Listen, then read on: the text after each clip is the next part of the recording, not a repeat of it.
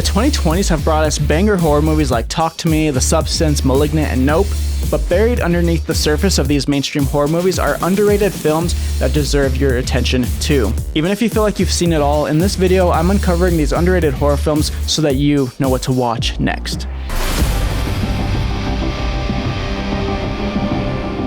Welcome to the Nonstop Horror YouTube channel. My name is Cameron, and today we're shouting out the forgotten, the overlooked, and the straight up slept on horror gems that deserve a spot in your watch list. This list of 7 movies spans everything from horror comedy to influencer horror to foreign horror. A little something something for everybody today. If you have some underrated picks of your own, drop them down in the comments. You might end up recommending someone's next favorite horror movie. Oh, I almost forgot to mention, we hit 8,500 subs recently, which is fucking awesome. Halloween is creeping up on us quickly, and as you know, the goal is 10,000 subs by Halloween. So if you enjoy this video and you like talking about horror all year long, make sure to slash that subscribe button. You can also sign up for the weekly newsletter where I send out weekly horror movie recommendations. The link to that is in the description. Let's get to the list.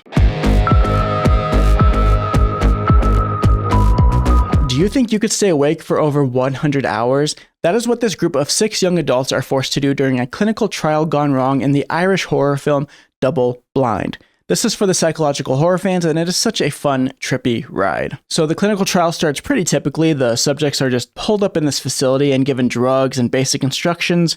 However, very quickly, some unexpected side effects appear, and the participants are forced to try and stay awake until they can either be saved, find a cure, or escape.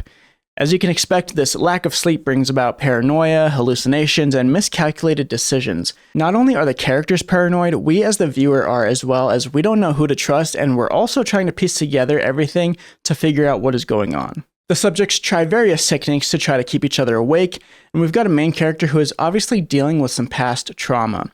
As the movie progresses and each character slowly loses their mind, the filmmakers take more and more creative risks with the cinematography, projecting this trippy, surreal world on the viewers. It kind of reminded me of Under the Skin sometimes with its imagery, and although I loved the way the movie was shot, I think they could have taken even more risks if they wanted to. There's a bit of blood in the movie, but not a whole lot of gore. It's not over the top in that sense at all, and most of the scariness or dread would come from the psychological hell that these characters are put through and the atmosphere that the movie creates. There are at least a couple of deaths that are out of the box or unexpected, which are worth the watch in and of themselves.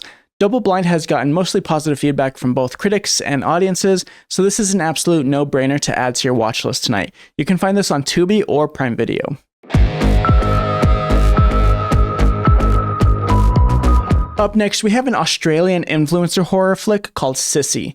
So Cecilia is an influencer who reconnects with her childhood best friend and gets invited to a bachelorette weekend in the middle of nowhere, which sounds fun on the surface, but there's more to it. Cecilia's childhood bully is also invited. This flick is absolutely Mean Girls coded, like if Mean Girls was created for today's internet generations. Basically think Mean Girls plus slasher flick. Tension starts bubbling, and the film slowly peels back layers of trauma, bullying, identity, and what happens when someone snaps. The tone starts cheeky, full of influencer satire and goofy dialogue, and then it slowly progresses into a more serious tone, and suddenly you're staring in disbelief at just how far things have gone. Because of the tone shift that happens throughout the movie, Sissy appeals to audiences of all ages.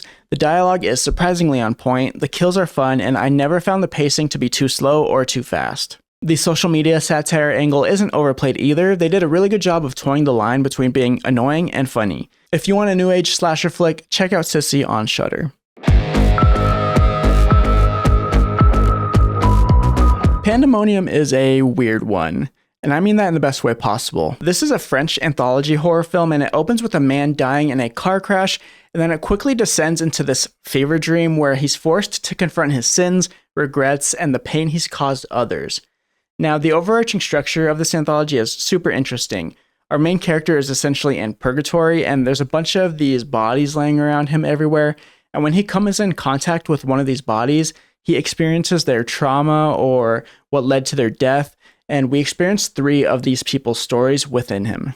The cinematography in Pandemonium is beautiful, so many shots that could be a straight-up painting, plenty of disturbing scenes too, and there's some great gore and blood. Perhaps my favorite part of the movie is its commentary on the afterlife and the consequences of our actions.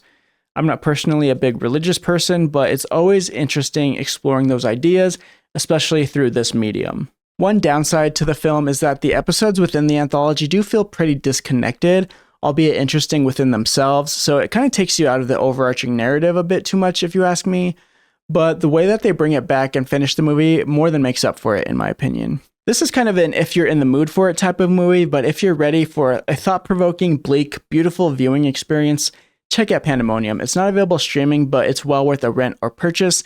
Link will be in the pinned comment and the description.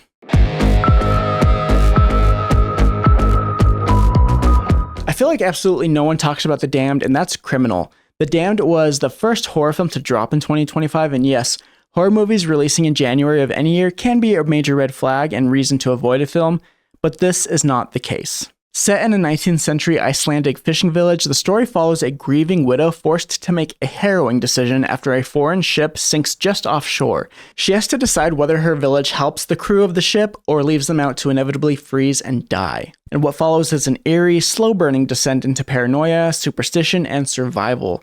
As the villagers begin to suspect they're being punished for their choices, the isolation and bitter cold become the perfect backdrop for a deeply unsettling unraveling. And the atmosphere of this movie is absolutely stunning. The Damned uses this setting to full advantage. There's snow-capped mountains, crashing waves, endless fog, and it all lends this haunting sense of dread that seeps into every frame. The cinematography is gorgeous, and the sound design will sneak up on you with well-earned jumps that hit way harder than they should. This film isn't just about the scares, though. It's about tension and lots of it. Think The Thing meets Nordic folklore. That creeping sense of mistrust builds between characters in a way that feels incredibly grounded, especially as survival pressures mount. Odessa Young leads a cast of completely believable characters who look and feel like real people living in a harsh, unforgiving world, and any Game of Thrones fan will recognize Rory McCann, who plays the Hound in the TV show. Now, what really stood out to me, though, is how the film explores guilt and moral consequence. There's a very specific moment early on that made me ask, would I have done the same? And that question just lingers, shaping how you view everything that comes after. One downside for me in this film is some moments in the finale might feel a little bit rushed, and the ambiguity may frustrate those who like everything wrapped up in a little bow. But for me, the uncertainty added to the film's grip, and it had me thinking long after the credits rolled. The Damned is a chilling, intelligent watch that does way more than just deliver scares. It leaves you with something to chew on. I highly recommend checking out The Damned, especially if you like the first season of The Terror, which is another deep cut. But yeah, The Damned is currently streaming on Hulu. Sick is one of those movies that totally flew under the radar for most people, which is kind of wild considering who's behind it. The script was written by Kevin Williamson. Yeah, that Kevin Williamson, the guy who gave us Scream, I Know What You Did Last Summer, and basically half the DNA of modern slashers. So when I tell you that this movie has some serious Scream energy, I mean it. Set during the early days of the pandemic, Sick follows two college girls who retreat to a secluded lake house to quarantine and unwind. You think it's going to be a slow-burn psychological thriller based on the setup, but nope, it kicks into high gear pretty quickly with a masked intruder, and from that point on, it's a full-on home invasion slasher, baby. The kills are tight, brutal, and uncomfortably grounded, nothing too flashy, just raw and relentless. And what really elevates Sick is the choreography of the chase scenes. We need more great chase scenes in our slashers these days. These sequences are shot so well with long takes and clever use of the environment. You really feel every crash, every near miss. It's physical in a way that just a lot of slashers just aren't anymore. As for the tone, it's more serious than you'd expect from Williamson, but the DNA of his writing is still there. Sharp dialogue, snappy character moments, and a third act that is just something to talk about, let's say that. Some people love the third act, some people not so much. Personally, I thought it worked, especially considering when the movie was released. However, if you're a fan of Scream, Hush, or tight home invasion horror with a modern twist, Sick is 100% worth your time. It's lean, mean, and doesn't overstay its welcome. One of the better slashes we've gotten in the last few years, if I'm being honest, and one that totally deserves more love. You can find Sick streaming on Peacock right now.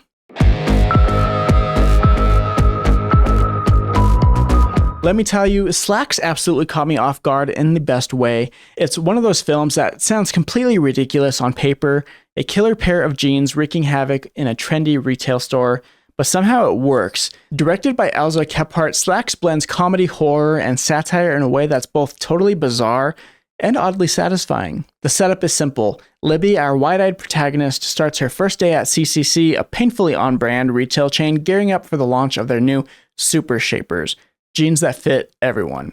But of course, something's not quite right, and what unfolds is part slasher, part social commentary, and part what the hell did I just watch? Now, obviously, this isn't your typical killer object horror flick. What sets Slaxx apart is its commitment to the bit. There's a full backstory behind the possessed pants, which is rare in these kinds of films, and whether you'll love or hate that depends on how much ambiguity you enjoy in your horror. Personally, I thought the transparency worked, especially paired with the film's sharp critique of fast fashion and corporate nonsense. I mean, the story refers to its departments as ecosystems. If that doesn't scream satirical gold, I don't know what does. Slaxx is slick, it's gory, and it wastes no time. Clocking in at just over an hour, it trims all the fat and gives you the strangest but most coherent horror story about denim you'll ever see. Add in some wildly creative kills. Yes, it fully commits to the inanimate object murder logic, and a weirdly heartfelt message, and you've got yourself a horror comedy that sticks. If you've ever worked retail, this might be either hilarious or mildly traumatic. Either way, Slaxx is a fun, fast, and freaky watch that has a lot more to say than its killer jeans premise would suggest. Definitely one to add to your watch list. You can find it over on Shudder or Tubi. Before we get to the last video on our list, I just want to quickly remind you about the Nonstop Horror newsletter. This comes out every Monday, and it's the best way to get horror movie recommendations every single week, regardless of what streaming service you use. I do release these videos every once in a while talking about each platform specifically, but if you don't want to wait till the next video talking about your favorite streaming platform, this newsletter is the best thing for you. Like I said, every Monday, first thing of the week, you get weekly horror movie recommendations so you know what to watch that week, so you don't have to go wasting hours searching for your streaming apps. It's the best bang for your buck, and who doesn't want more weekly horror movie recommendations? There are 3 ways you can sign up. You can scan that QR code on the screen right now. You can go to nonstophorror.com/newsletter, or you can use the link in the description and the pinned comment. Now, back to the list. And finally, Anything for Jackson is a masterclass in flipping the possession genre on its head. It's one of the scariest haunted house movies created this decade. It starts with an elderly couple kidnapping a pregnant woman. Yeah, it's pretty dark right out of the gate, but it turns out that they're grieving grandparents who lost their grandson and are trying to bring him back, by performing a satanic ritual, of course, to reverse exorcise him into an unborn baby. It sounds bonkers, and it is, but the movie plays it completely straight, and the results are unexpected and chilling. You get classic haunted house vibes, terrifying demon designs, and a deep emotional core that's actually kind of heartbreaking. And you can just feel the dread that creeps through creaking floorboards and odd camera angles. The movie is extremely eerie, and I can't believe it doesn't get more love. The true horror is in what they do and why they do it. So again, if you're in the mood for a haunted house movie that walks the line between grief, love, and evil, this one crushes it. It's scary, creepy, and emotionally heavy in the best way possible. It's kind of like if Hereditary met The Omen, but way more low-key and emotionally raw. Huge recommend. Add Anything to Jackson to your watch list over on Shudder. After you watch the movies on this list, please come back to this video and tell me how you felt about them. Did you have fun with any of them? Did any of them scare you? I'd love to hear your feedback on the list, and if this list made you think of any other films that deserve to be on an underrated film list like this. You need to make sure to tell me that as well. If you're still catching up on 2025 horror movies, make sure to watch this video where I talk about my favorites of the year so far. Like and subscribe if you think horror is the best genre around. I'll see you in the next video, and remember to embrace the fear all year long.